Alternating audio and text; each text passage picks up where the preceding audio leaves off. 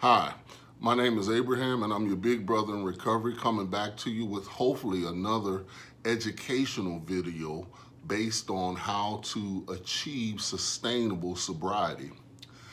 If this is your first time on the channel, please subscribe and press the like button because it helps us to get found on the channel with the algorithm. You know, my name, again, as I said, my name is Abraham, and I'm a member of Alcoholics Anonymous. And what this channel is about is basically, as a sober person, my attempt is to offer suggestions to newcomers on how to recover. You know, thank you for all of those of you who sent messages, phone calls, left texts, and comments about my 40 years of being clean and sober. But you know, we still have a lot of work to do because we believe in God for another 40 because this was very, very beautiful, right? So we believe in for another 40. So I want to thank you for all of those of you who have viewed and came into the channel, but I like to get right off into the topic because I think it's a topic that is overlooked like most of the topics that I've shared with you. So even if you don't have your book handy, watch the video and go back and look at it for yourself. But today I want to talk about a topic that, as I forestated, will give you a blueprint or a layout for how to read the big book in a systematic format and understand the layout in which Bill and the more than 100 men and women who had recovered laid the book out for the laymen. As we know, our book clearly states that it is our basic text. You know, the other fellowship is attributed for saying that their book is a basic text, but so is our book. Our book, and this is not a us against them, but our book is considered to be a basic text as well. And for all of those of you who are unfamiliar with that saying, I'd like for you to kindly go to the forward to the, let me see, let's go to the doctor's opinion. So today we're going to talk about the systematic layout on how the big book is written so you will be able to understand it much more easily. You know, by being a self-published author, I write books, but I didn't start writing books until I started reading them. And there is a format in which books are laid out, especially textbooks. If we get a textbook on arithmetic, I believe the first thing would be addition, then subtraction, multiplication, then division, so on and so forth. But when it comes down to the big book of Alcoholics Anonymous, a question that is most often misunderstood is, where is the program of recovery located? Some people said in them. No, that's where we're trying to get it. Some people say in the rooms. Wrong answer again, because group conscious sometimes could not have the consciousness of what the literature is saying, because guess what? The book is called Alcoholics Anonymous, and so is the fellowship. We need each other, but in my opinion, the fellowship stopped reading the book. So let's look at something. Let's go to the doctor's opinion, and let's look at where the program of recovery is located at. The first sentence tells us, we of Alcoholics Anonymous, that's the fellowship, the more than 100 men and women who have recovered from a seemingly hopeless state of mind and body, believe that the reader, right? Notice the reader. So we have to read before we study the book.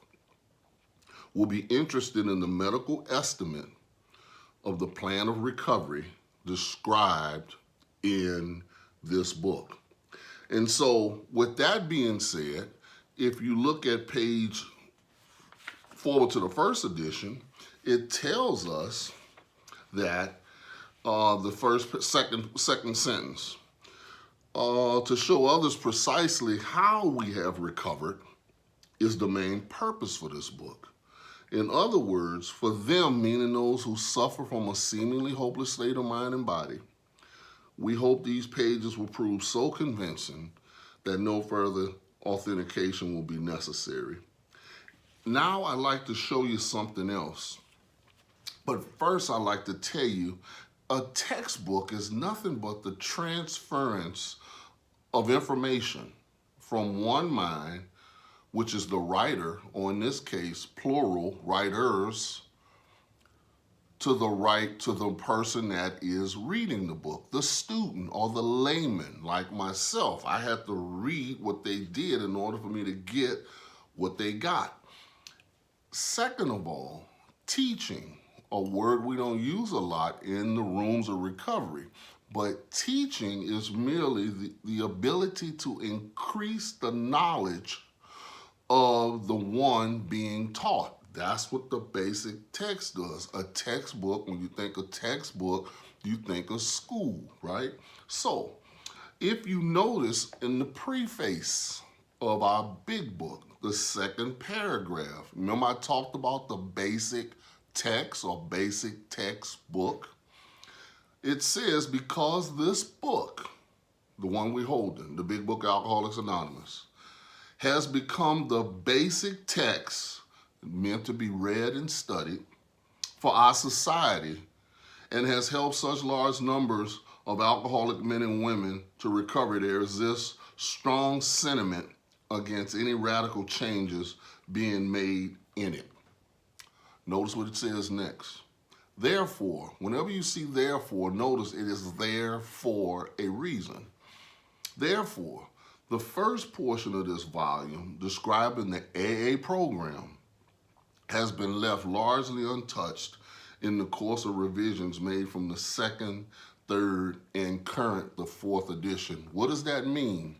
The first 164 pages, many say the first 103, but I'll say the first 164 because if you notice on page 160, I believe it is 5, the stories start, right? The personal stories. So page 29 tells us something really interesting that will summarize everything I just said, because guess what?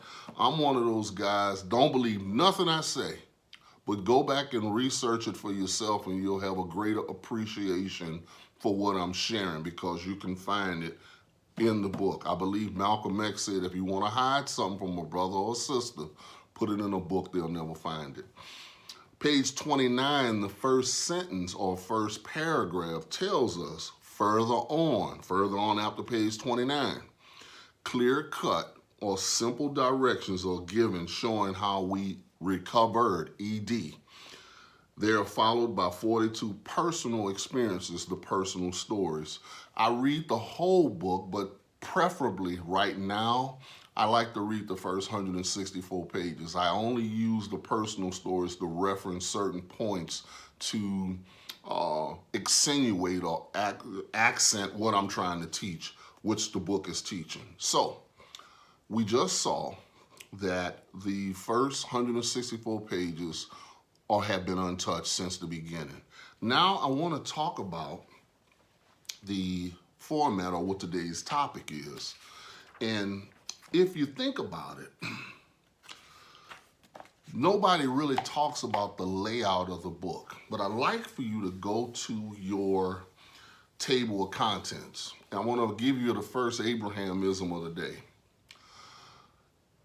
Wisdom, or let me put it like this, knowledge, that's nothing but information, is abundant, but wisdom is scarce. You ever notice in the Serenity Prayer the word knowledge and understanding is not there? Because that's your responsibility. But God grant me the wisdom to know the difference between what I claim I know and what I understand. Because guess what? What I know and what I understand, I need to marinate both of those to get the results. So if you want to know how a person is living, look at the results. That'll tell you everything. Not only is knowledge abundant and wisdom scarce, But most people are drowning in knowledge, but starving for wisdom. So, what I'm going to attempt to do is give you some clarity because we're all seeking continuous clarity on how to get better one day at a time. Now, with that being said, I'd like to draw your attention again to the table of contents. See, we don't crave achievement, we should crave fulfillment. So what this book is going to break down and tell us, if you look at it, the doctor's opinion and Bill's story basically tell us what the problem is. And if you look at some of my videos, you'll find out that the problem is simply powerlessness. Why powerlessness? Because it all deals with self-will. Self-will runs riot. We get that.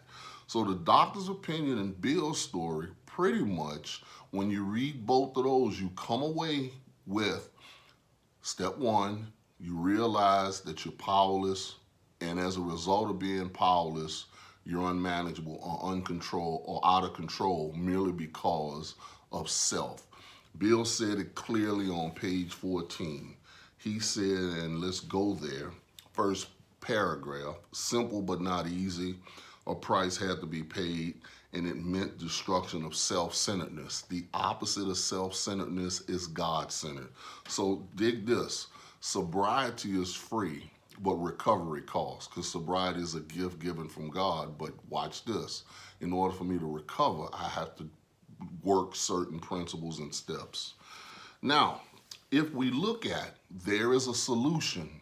Number one solution, because there's one problem. We just found out the problem was powerlessness or self-will. There is a solution, more about alcoholism, and we agnostics tell us basically step two. So after we've read those 3 chapters, what we're supposed to glean or walk away from is the solution, because there is a solution. And notice chapter 2 starts with there is a solution. We know what the solution is. The solution, if you looked at my prior video about the message of Alcoholics Anonymous, it's a spiritual awakening or a spiritual experience, right? And we know what the problem is. The problem is self-will. That's what's causing us to be powerless. So don't keep saying that you're powerless and you got a higher power. That doesn't make sense, right? Watch this.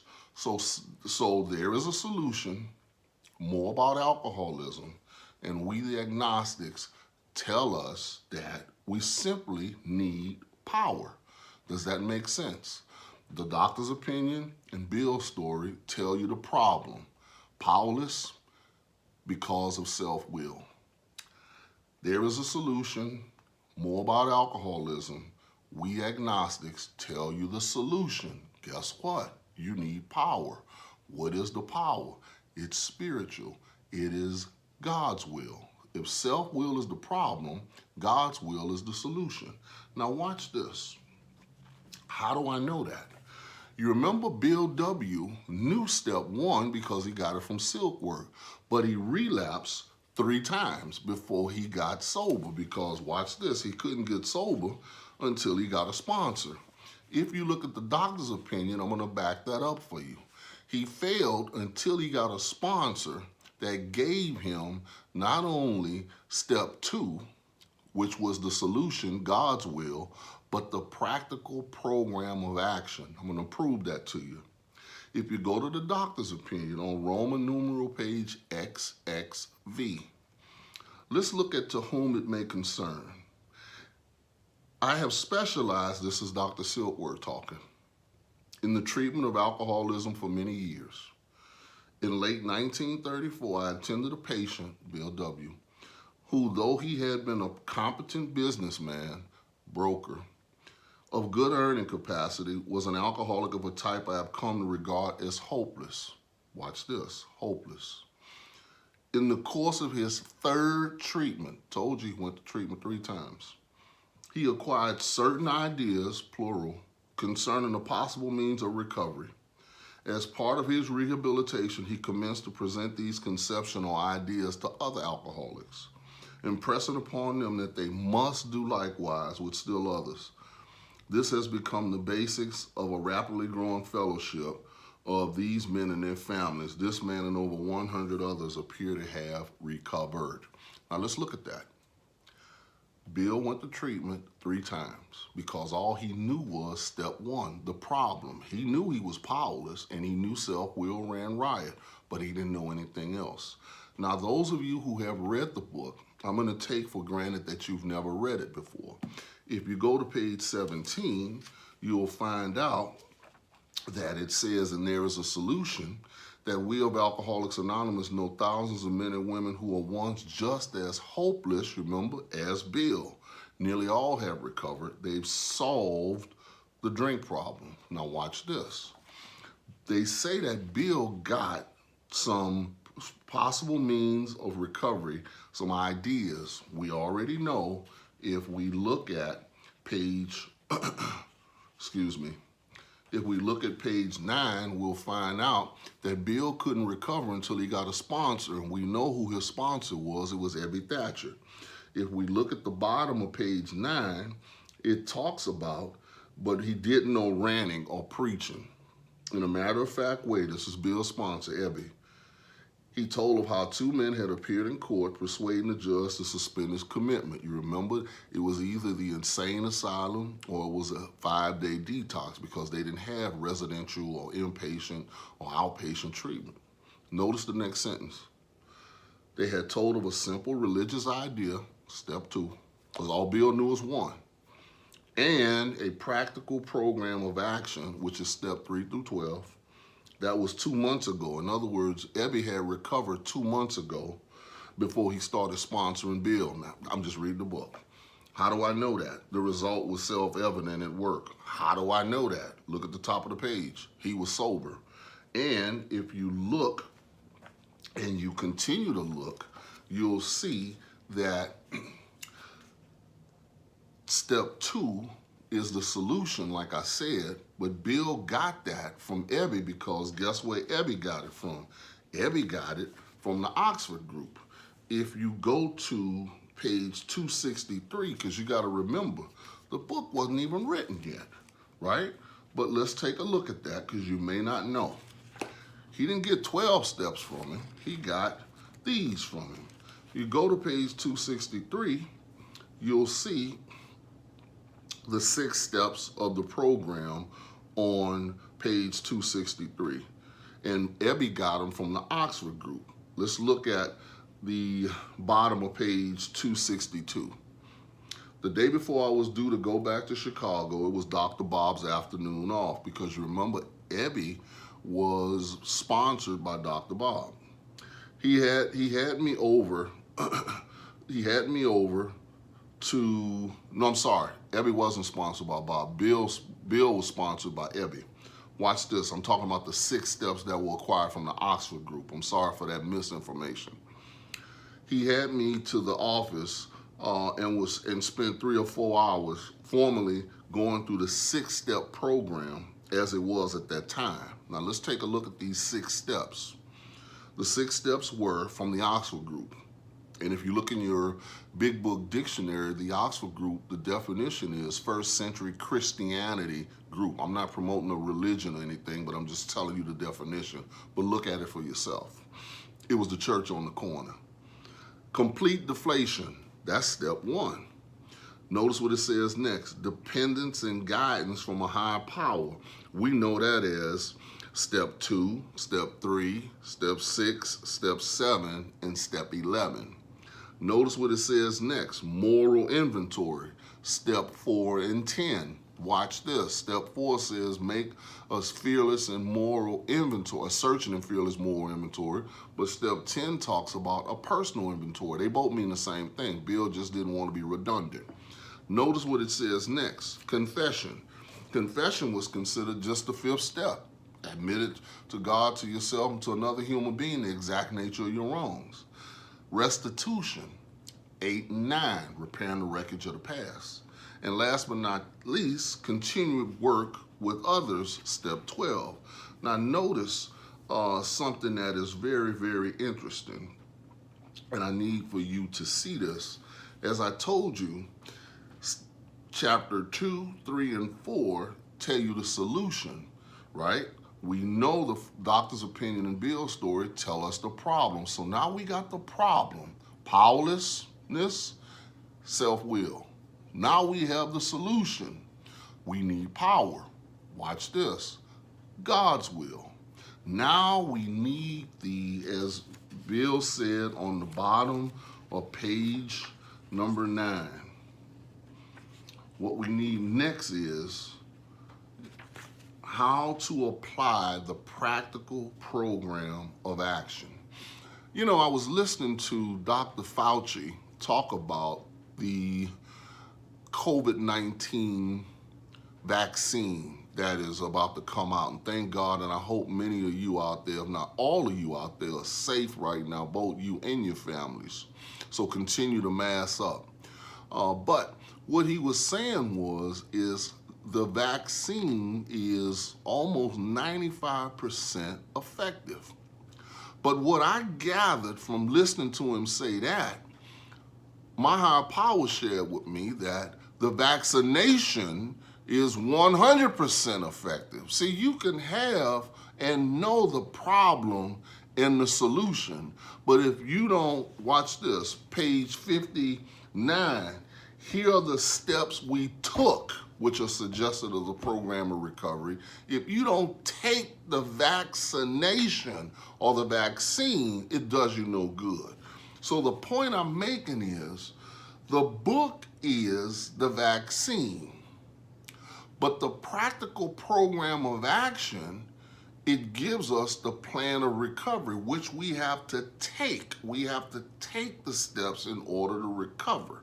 Now, with that being said, how it works, into action, and last but not least, working with others, gives us the plan of action.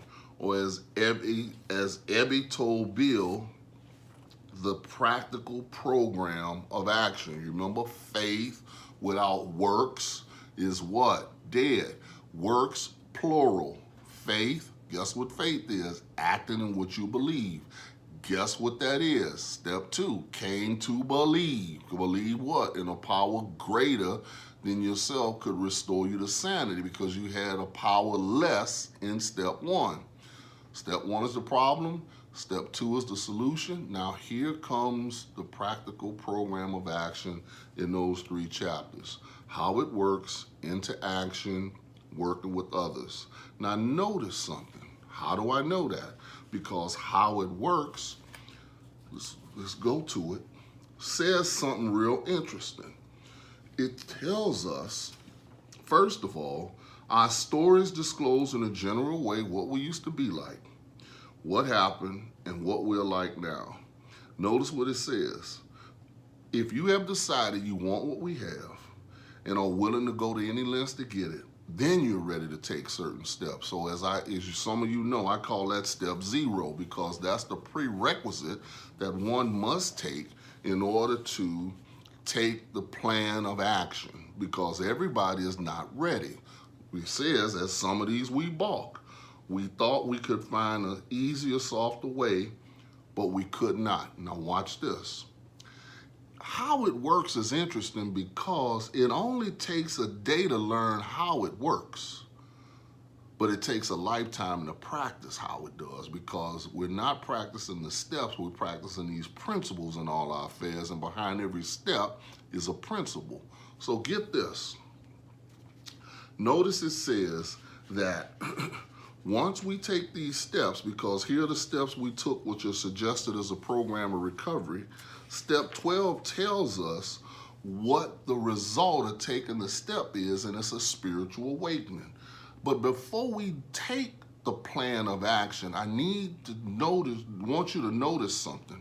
If you look at page 60, it tells us what page 29 told us about. Further on, clear-cut directions are given showing how we recovered, talking about personal stories and everything after. They're going to repeat this again on page 60.